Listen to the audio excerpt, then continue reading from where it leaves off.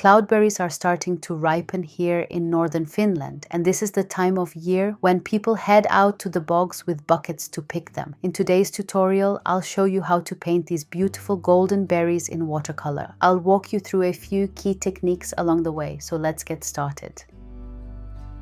I'm starting with a finished pencil sketch today. If you'd like to paint along, you'll find the printable outline in the description below, along with the list of all the materials I use. Before I begin painting, I'm gently dabbing over the sketch with a kneaded eraser. For the berries, I'm placing Hansa Yellow deep on my palette. Then I'm mixing a second color by adding just a little Pyrrole Scarlet to the yellow. This gives me a warm orange for the shadows. I start with the first little segment of the berry using the yellow.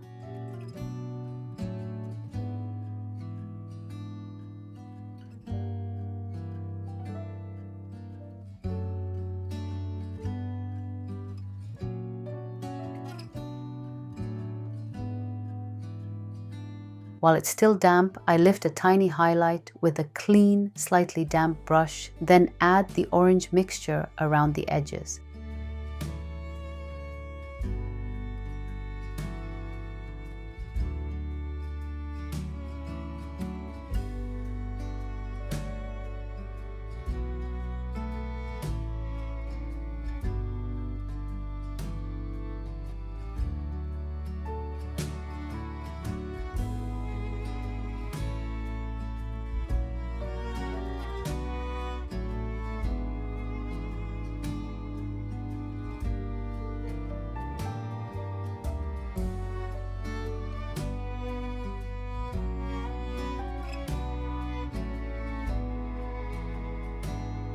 I repeat the same process on the other segments. One thing to keep in mind is that it's easier if you don't paint neighboring segments while they're still wet. That's why I'm skipping around the berry a little instead of working from one side to the other.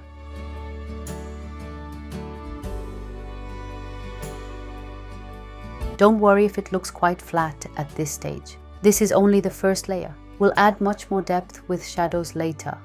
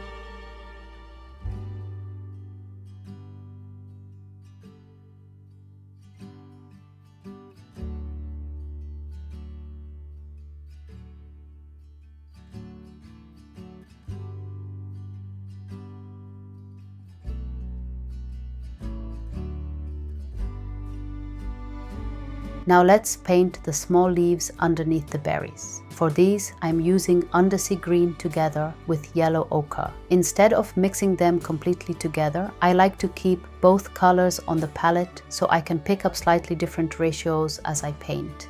That creates more natural variation. The little sepals on ripe cloudberries often have a slightly brownish green color, so this mixture works really well.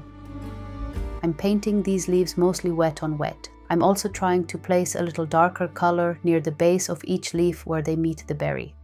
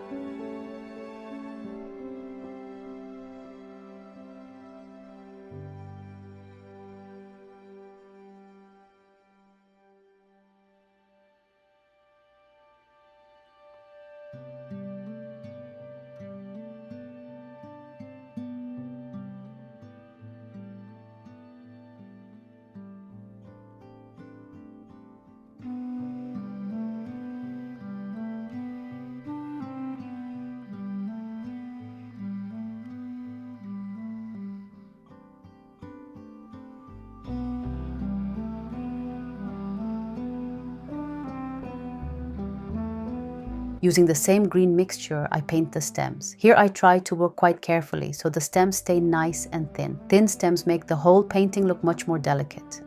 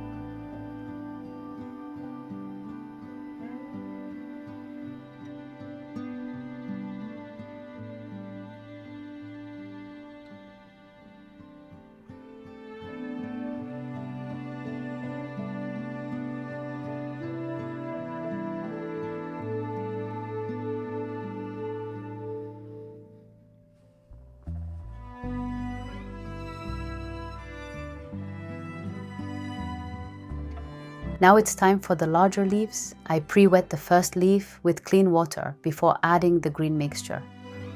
Again, I'm letting the colors vary naturally by picking up a little more green here and a little more yellow ochre there. Small shifts in color make the leaf look much more alive than using one completely uniform mix.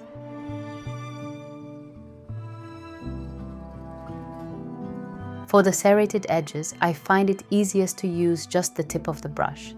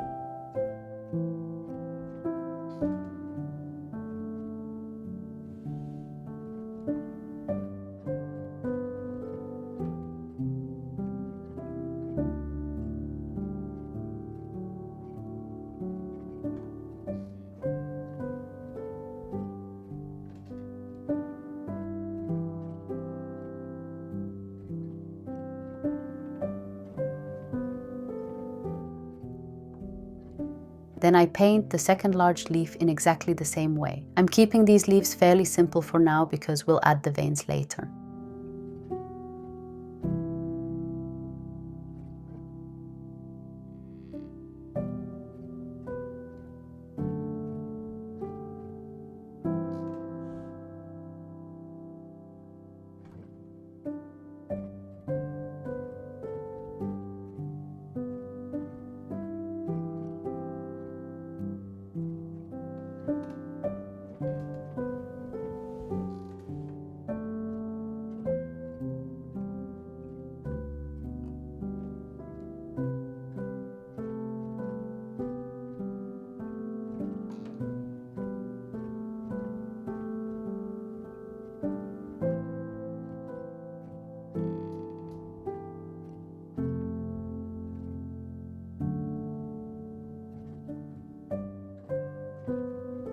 Now that everything is dry, it's time to build some form in the berries. I'm using the orange mixture to paint the shadows where one segment overlaps another, and also along the lower parts of each little segment. This is where the berries really start to become three-dimensional. If your orange mixture leans a little more toward red, that's perfectly fine too. It simply makes the berry look slightly less ripe, which can actually add a nice natural variation.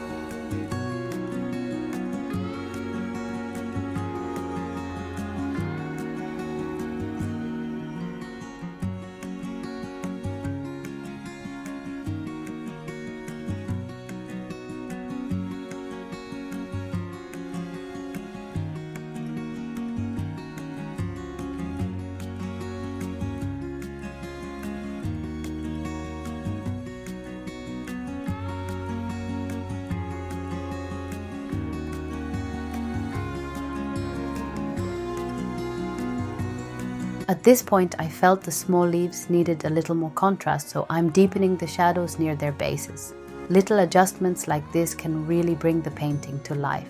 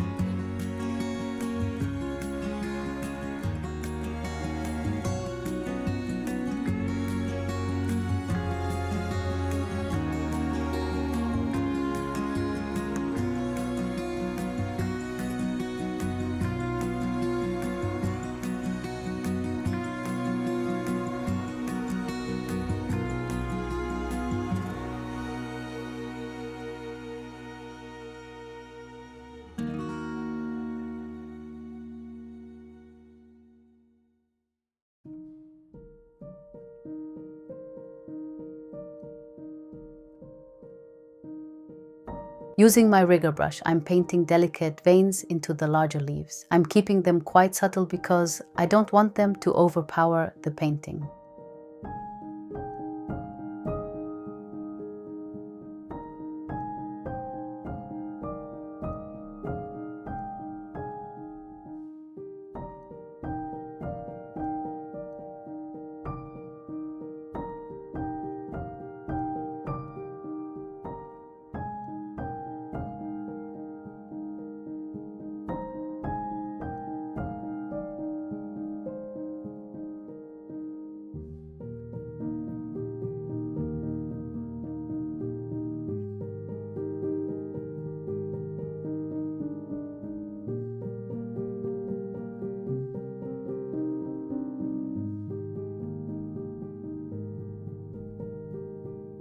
Then I add a few simple veins to the smaller leaves as well.